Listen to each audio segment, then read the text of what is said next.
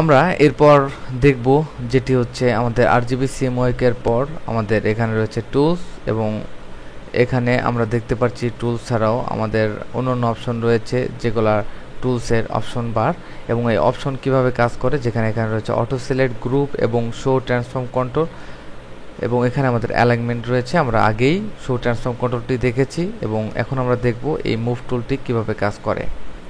আমরা মনে করুন অনেকগুলো লেয়ার নিয়ে যখন কাজ করব, এটি আমাদের লেয়ার, এবং এই লেয়ারগুলোকে আমরা এভাবে টেনে যে কোনো স্থানে রাখতে পারি, এবং ড্র্যাগ করে আমরা এখানে ছেড়ে দিলে অবশ্যই আমাদের এই যে লেআউট রয়েছে এই লেআউটের ভিতরে যে কোনো স্থানে আমরা রাখতে পারবো।